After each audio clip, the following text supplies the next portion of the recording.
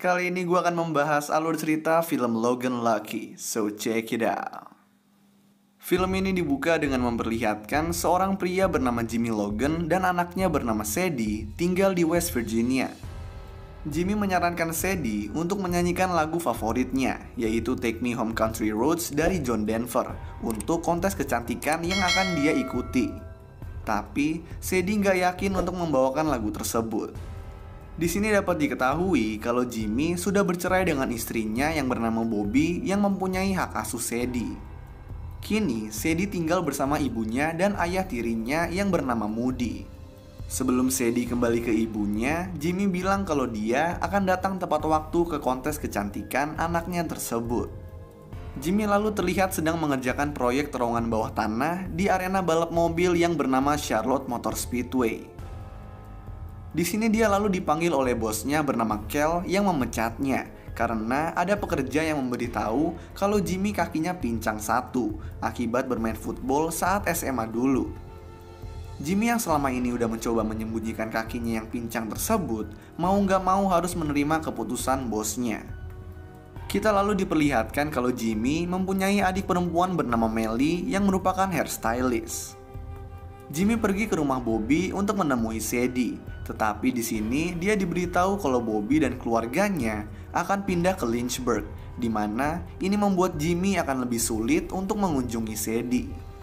Malamnya, Jimmy pergi ke bar milik adik laki-lakinya bernama Clyde yang merupakan mantan veteran perang Irak yang kehilangan satu tangannya dan sekarang memakai tangan palsu. Gak lama kemudian seorang pemilik perusahaan minuman buat olahraga bernama Max masuk ke bar dengan dua temannya. Max yang merupakan orang angkuh membuat tangan palsu Clyde sebagai lelucon. Clyde lalu melepaskan tangan palsunya dan menyajikan minuman hanya dengan tangan satu, membuat Max tampak terkejut. Max meminta Clyde membuat minuman lagi untuk dia rekam dan sebarkan. Tetapi Jimmy yang mendengar itu gak suka lalu menyerang Max dan dua temannya. Sementara Jimmy berantem, Clyde melangkah keluar dan melemparkan molotov dari koktail ke mobil Max. Max dan dua temannya pun keluar dan melihat mobilnya terbakar, sementara Jimmy dan Clyde pergi. Keesokan harinya, Jimmy mengajak Clyde untuk merampok Charlotte Motor Speedway pada saat perlombaan besar Coca-Cola 600 yang sedikit lagi akan diadakan. Clyde gak yakin dengan ide ini, tetapi Jimmy kemudian menjelaskan kalau dia tahu bagaimana uang penjualan tiket mengalir melalui sebuah pipa di terowongan bawah tanah menuju ke lemari besi. Jimmy lalu juga bilang kalau di perlombaan tersebut nanti staf dan keamanan gak akan ketat seperti biasanya. Merasa ide tersebut masuk akal, Clyde pun setuju. Nah, untuk membantu perampokan, mereka berdua mengajak Melly dan juga Joe Bank, yaitu seorang kriminal pembobol brankas yang sedang dipenjara. Jimmy dan Clyde pun pergi ke penjara untuk bertemu dengan Joe. Mereka berdua menjelaskan rencana mereka, yang kemudian Joe tertawakan karena dia sendiri aja lagi ada di penjara. Joe juga gak percaya dengan mereka karena si isi kota tahu kalau keluarga Logan mempunyai kutukan yang membuat mereka sial. Jimmy dengan muka serius meyakinkan Joe dan bilang kalau mereka bisa membawanya masuk dan keluar dari penjara tanpa ada yang menyadarinya. Mendengar ini, Joe akhirnya setuju untuk ikut dengan syarat dua adik laki-lakinya bernama Fish dan Sam juga harus ikut. Keesokan harinya, Jimmy dan Clyde pergi mengunjungi Fish dan Sam yang sedang berada di karnaval dan merekrut mereka. Nah, Clyde kemudian menabrakkan mobilnya ke sebuah toko. Ini ditujukan supaya dia bisa masuk ke penjara dan membantu Joe untuk keluar dari sana. Clyde pun dijatuhi hukuman penjara, tapi karena mengingat jasanya dalam perang Irak, dia hanya dipenjara selama 90 hari. Sementara itu, dengan bantuan seorang wanita yang bekerja di lemari besi, Melly, Sam, dan Fish memenuhi sistem pipa speedway dengan kecoa untuk menentukan pipa mana yang menuju ke lemari besi. Di saat Jimmy sedang mengumpulkan persediaan, dia bertemu dengan Sylvia Harrison, seorang dokter yang merupakan temannya saat SMA. Sylvia memberikan Jimmy suntik tetanus gratis karena dia sedang menjalankan klinik keliling. Di sini bisa diketahui kalau Jimmy pernah mencium Sylvia pada waktu SMA. Jimmy lalu mendapat informasi kalau para pekerja terowongan Speedway akan menyelesaikan pekerjaan mereka lebih cepat, sehingga perampokan pun harus dilakukan seminggu lebih cepat. Sementara itu, di penjara, Joe membuat kesepakatan dengan salah satu tahanan bernama Nemen untuk mengkoordinasi tahanan lain untuk membuat kerusuhan. Di saat makan siang, Joe berpura-pura keracunan makanan, jadi dia pun dibawa ke rumah sakit penjara. Nah, di sini Clyde muncul dan bersama Joe, mereka pun bersiap keluar dari penjara. Di sisi lain, Nemen melaksanakan tugasnya dan terjadilah kerusuhan di penjara. Sementara Joe dan Clyde kabur dari penjara tanpa ketahuan. Mereka berdua bertemu dengan Melly yang kemudian membawa mereka ke Speedway. Nah, kepala penjara bernama Warden Burns kelabakan dan berusaha menangani kerusuhan di penjara. Masalahnya, Warden ini gak mau menelpon polisi karena takut reputasi penjaranya menjadi jelek.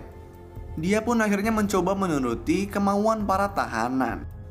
Di sisi lain, Fish dan Sam meledakkan jaringan listrik Speedway sehingga pengunjung hanya bisa membeli tiket secara tunai. Sementara itu, Jimmy, Clyde, dan Joe masuk ke pipa tempat uang mengalir.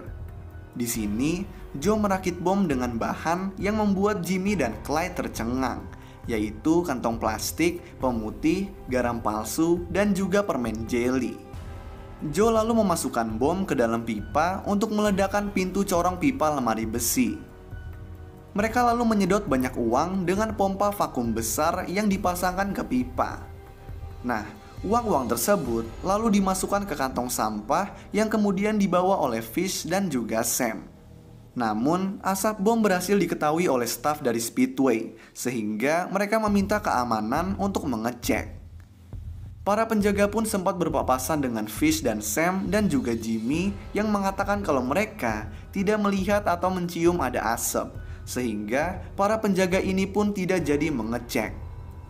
Di saat pekerjaan mereka selesai dan ingin menyelinap keluar, Clyde dan Joe ditemukan oleh Max dan pembalap yang disponsorinya bernama Dayton White yang sebelumnya bertengkar dengan Max. Di sini, Clyde tanpa basa-basi langsung menghajar Max lalu pergi. Di penjara, Nemen membakar tong sampah yang dikira Warden terjadi kebakaran.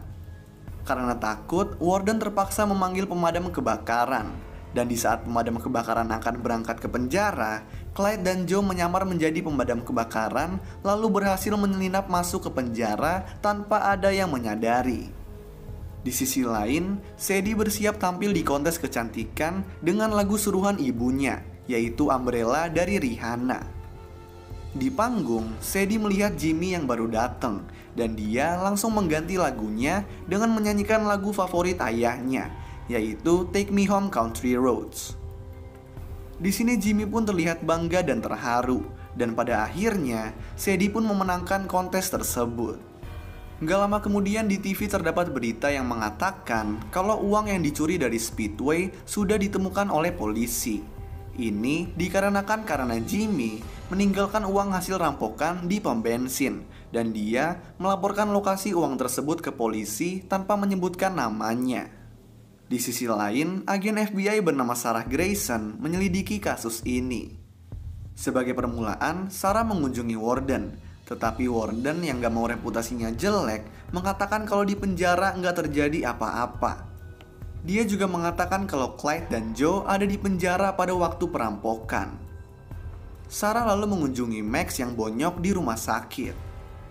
Di sini Max menjelaskan tentang pertemuannya dengan Clyde. Tetapi penjelasannya tersebut berbeda dengan penjelasan Dayton yang dengan sengaja mengatakan kalau Max nggak bertemu dengan Clyde. Ini dilakukan Dayton karena pertengkarannya dengan Max yang masih membuatnya kesal. 6 bulan setelah perampokan, Sarah yang masih menyelidiki kasus ini pergi menemui pemilik Speedway. Tetapi pemilik tersebut sudah puas dengan pemulihan uang yang dia dapatkan dari asuransi, dan dia meminta kasus ini untuk ditutup. Di sisi lain, Joe yang dibebaskan dari penjara pulang ke rumahnya dan menemukan kantong plastik berisi uang yang dikubur di halaman rumahnya. Sementara itu, Nemen yang dikeluarkan dari penjara juga mendapatkan kantong berisi uang. Begitu juga dengan Sylvia dan pekerja di lemari besi yang telah membantu Jimmy. Di sini kemudian dijelaskan kalau tujuan Jimmy membiarkan polisi menemukan uang rampokan adalah supaya polisi mengira pelaku nggak jadi merampok dan membiarkan semua uang ada di situ. Nah, kemudian juga dijelaskan kalau ternyata waktu itu, di saat yang lain sedang membawa uang hasil rampokan keluar, Jimmy dibantu dengan Melly menyedot dan memasukkan beberapa uang lagi ke dalam kantong lain, yang kemudian mereka sembunyikan. Uang inilah yang kemudian Jimmy bagikan kepada Joe dan yang lainnya. Beberapa lama kemudian, Jimmy yang sudah berpacaran dengan Sylvia pergi ke bar milik Clyde. Di bar juga terdapat Joe yang sedang PDKT dengan Melly. Nah, Clyde kemudian melayani wanita misterius yang ternyata adalah Sarah yang sedang menyamar untuk membongkar kasus perampokan. Padahal kasusnya udah ditutup. Lalu film pun selesai. So, itulah alur cerita film Logan Lucky. Kalau kalian punya rekomendasi film lain yang mau gue jelasin alur ceritanya, kalian bisa tulis di kolom komentar di bawah. Dan kalau kalian suka sama video ini, kalian bisa klik tombol like dan juga klik tombol subscribe supaya bisa mendapatkan update-update tentang video-video gue selanjutnya. So thanks guys for watching, I hope you enjoy it and peace out.